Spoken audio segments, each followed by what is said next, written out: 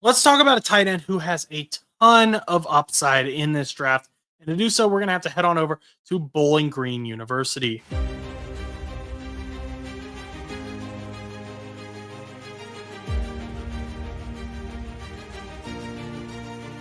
What's up, everyone? It is Josh here from No Buts About It. Today, we're going to talk about Bowling Green tight end Harold Fannin Jr. Harold Fannin Jr. is a very athletic dude. Like his athletic profile is off the charts. It's literally like him and then like other people, like everyone below him. And he's been talked about a lot because of that, but not quite as much as he really should have been. And I think he would have been talked about a lot more if he'd gone to a bigger school. Like if he'd been at Alabama or Georgia, this guy would have been getting a ton of talk, but he's at Bowling Green, so he's not necessarily getting the media hype. So I wanted to hype him up a little bit.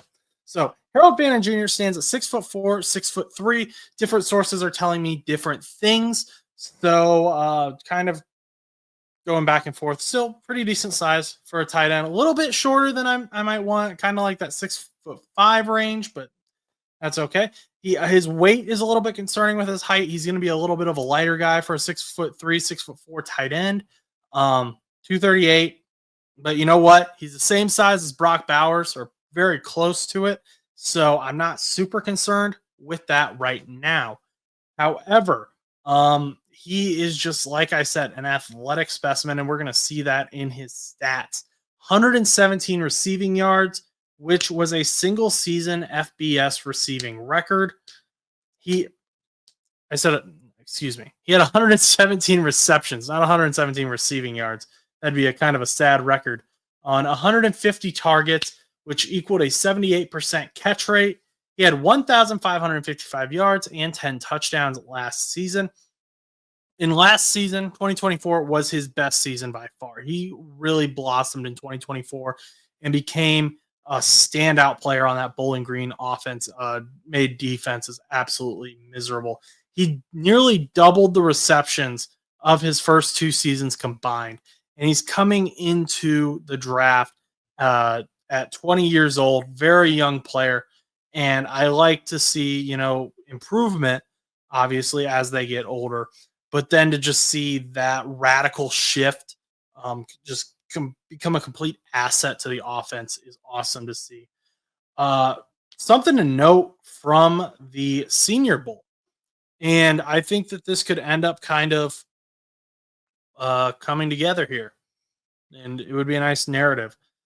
He could be targeted by the Colts. Now, the Colts have a very shallow tight end room. Mo Alley Cox is a free agent, I believe, and they don't really have anyone who really stands out right now.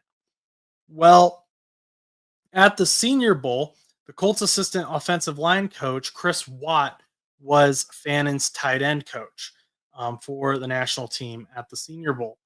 And so he's already getting that positive impact. He had a great Senior Bowl performance. That was where a lot of the media hype came from for him. People were like, "Who is this guy?" He went to Bowling Green. Okay.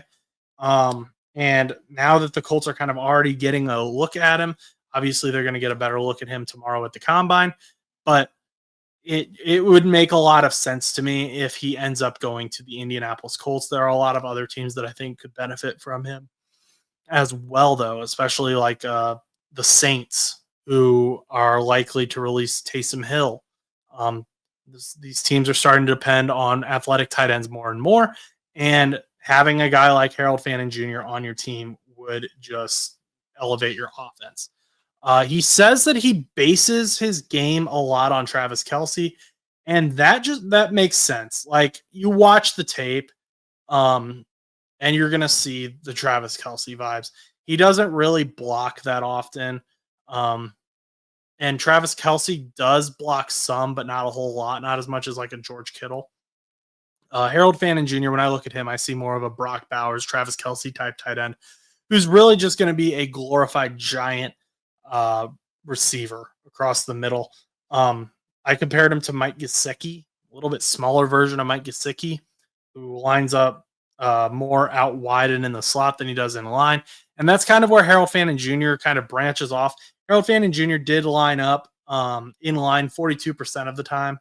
So he's not exactly as pure Mike Gesicki type player. So he's probably is closer more to that Travis Kelsey, Brock Bowers type player. I'm not really sure how often Brock Bowers lined up in line with the Raiders, but you definitely see the comparison and it makes sense. Some positives that I have for Harold Fannin Jr. He has fast acceleration. He maintains that top speed once he gets to it. He doesn't let things slow him down. He turns quickly.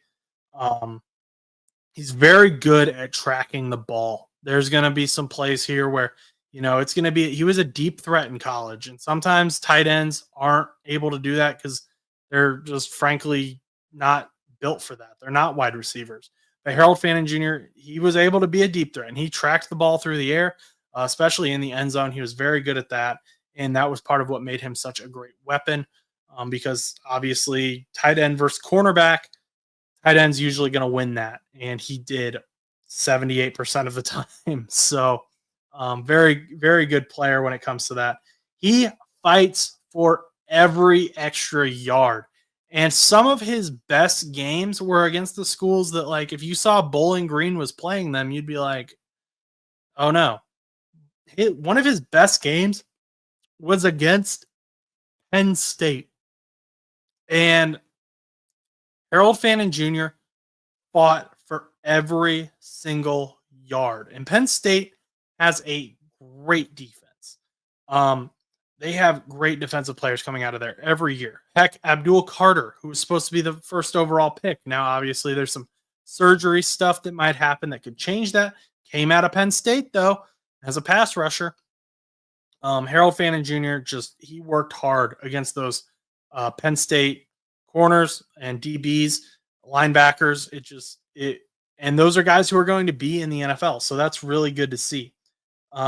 I liked his route running. I thought he was a pretty good route runner for a tight end. He does run them a little tight in the torso, it kind of seems like. He's not as quick, but at turning. But he for a tight end, I'll take it. I'll take his speed. He's quick, and he could definitely be a lot slower and a lot less agile and be okay. But I really like where he's at right now.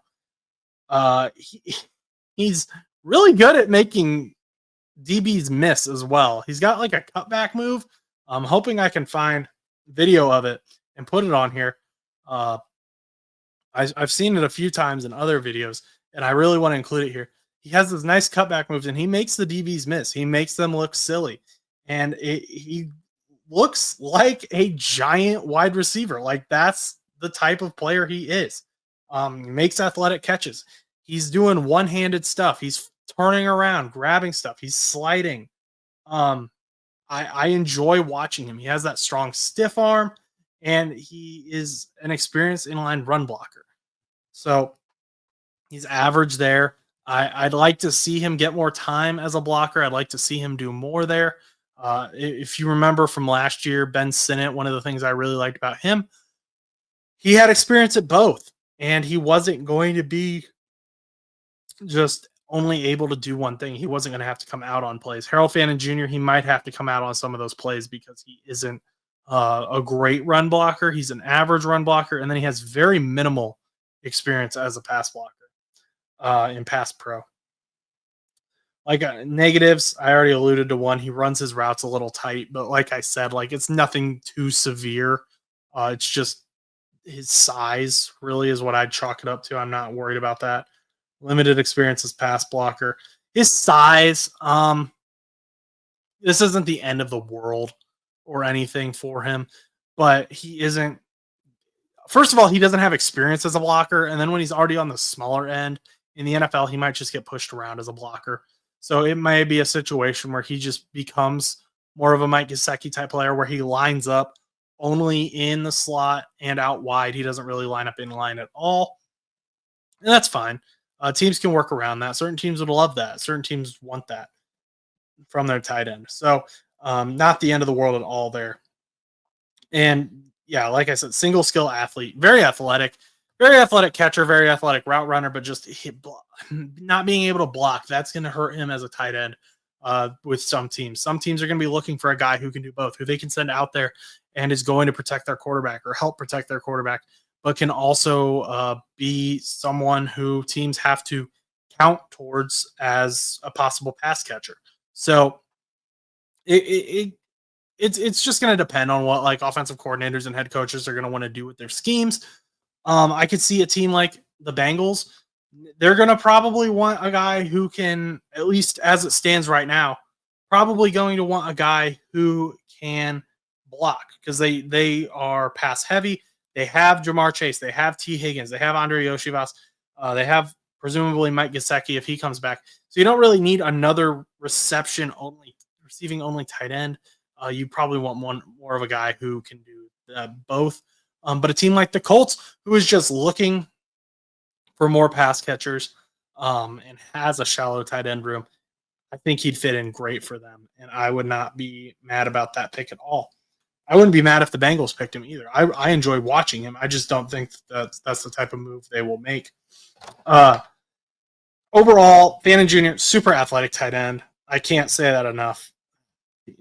Mike Gesicki, when I see him, he looks like a small Mike Gesicki to me.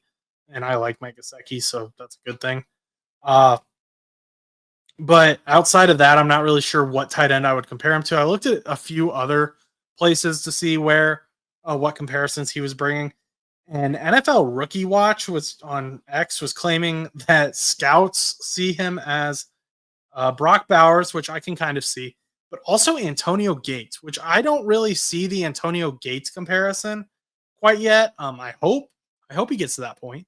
But Antonio Gates, like when I think of him, I just think of kind of more of a giant. And I don't really want to take a young rookie who's 20 years old and say that he looks like an NFL Hall of Famer. But I'm not an NFL scout either. So take that with what you will. Overall, though, I really like Harold Fannin Jr. He is an athletic specimen.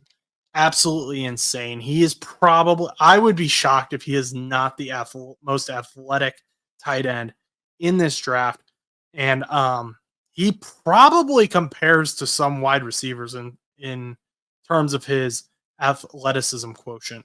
I don't have those numbers broken down here, but he's a very good player. Not first round worthy, in my opinion, since he does have that only single skill, can't really block. But also, like, tight ends in general aren't really first round players anyway. Brock Bowers was like an exception last year. But I'll go second round on him. I'd be okay, especially like the Colts or the Saints. I could see them taking him in the second round if they're seeing him as also a receiver. So let me know what you think about Harold Fannin Jr. down below. But those are my thoughts, and we'll get more from the combine. These are, of course, just my pre-combine thoughts on these players, and we'll follow that up as time goes on and we gain more information about these players and they go through their pro days and all that. But thank you for stopping by. Let me know what you think about Harold Fannin Jr. below. And until next time, go do something nice for someone.